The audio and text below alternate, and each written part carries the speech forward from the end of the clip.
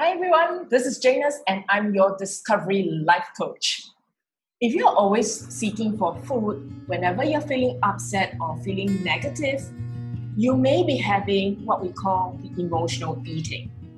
People with emotional eating tend to reach out for food consciously or unconsciously to suppress and soothe their negative emotions. They may feel comforted for a while, but the sense of guilt and shame may follow after. That leads to a cycle of eating and other issues like weight gain, self-consciousness, and negative emotions.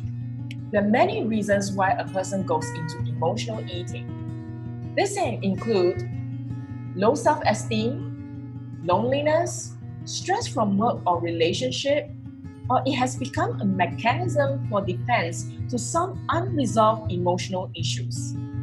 It is found that it affects both men and women, but women are more prone to emotional eating. A person with emotional eating will be struggling from the following. They pull away from social support during times of emotional needs, as they feel that there's no one who's able to understand what they're going through. They may even reject participating in activities that might help them to relieve stress and sadness, as they're not sure whether if they work. They can't tell the difference between real physical hunger and emotional hunger. They will constantly be struggling with negative conversation inside them about their binging episode. They are not able to manage their change in cortisol levels in response to stress, hence leading to more cravings. So, how can you differentiate between real physical hunger and emotional hunger? So, here are some ways to differentiate them. In a physical hunger, it is developed slowly over time. You will desire for a variety of food groups. You will have a sensation of fullness and take it as a cue to stop. You have no negative feeling about eating. Whereas for emotional hunger, it comes very suddenly or abruptly, and you will crave for a certain kind of food. You may binge on the food without feeling any sensation of fullness. You feel guilty or shameful after eating. There's one thing that we need to know. Emotional eating will not address to the real problem that is occurring inside us. In fact, it can make us more upset than before.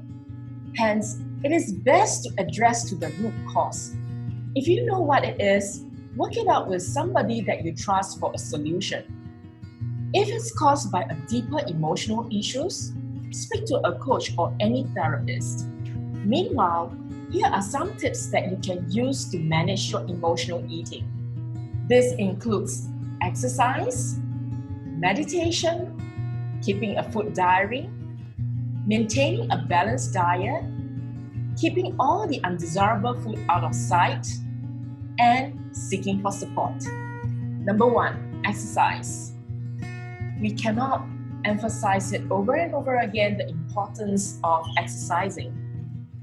Choose something that you like to do, be it a 15 minutes walk or jog around the neighborhood, doing some K-pop dance or Zumba to move your body, or getting some light yoga stretches that can help us to slow down and pay attention to our well-being, especially to our emotions. Meditation.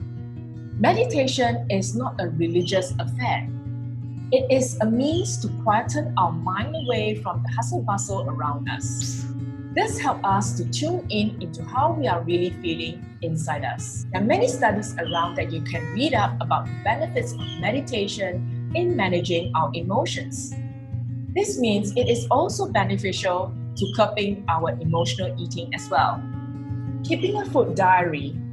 Keep track of what, when, and why we are eating is a way to identify the trigger factors that leads to emotional eating. Include what goes into our mouth, be it a big meal or a small snack, and record why we are eating and the emotions at that point of time. By recording it for 21 days, you'll be able to identify the real reasons for the eating. Maintain a balanced diet.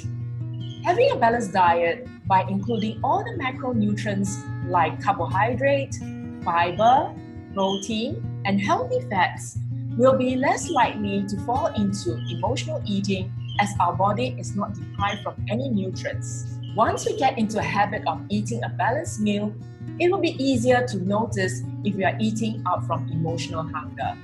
Keeping undesirable food out of sight. When we are having all the chocolate bars, cookies, candies, and snacks where we have easy access, the temptation to reach out for it is much higher. So donate them away. Out of sight, out of mind. Consider delaying trips to go to the supermarket when we are feeling down. Instead, we can choose to go for a walk nearby or do some meditation. Seek support. Remember, you are never alone. Give a call to a trusted friend or a family member can do wonders to our mood. If you prefer to keep your privacy, there are many formal support groups that can help. You may want to speak to a coach or a counselor who can help you to identify the root cause of emotional eating.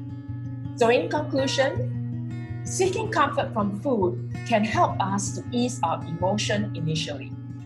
But addressing the feelings behind the hunger is more important in the long run. It may seem like hard work, but try looking out at your emotional eating as an opportunity to get in touch with yourself and your feelings. By understanding yourself better, it can help you to develop healthier eating habits. If you know somebody who is having emotional issues and have been seeking food as a source of comfort, you may want to share this video with them. If you find this video beneficial and looking forward for more personal effectiveness videos, don't forget to like my Facebook page or subscribe to my YouTube channel, Jana's Coaching Space. Meanwhile, take care of ourselves and I'll see you in the next video.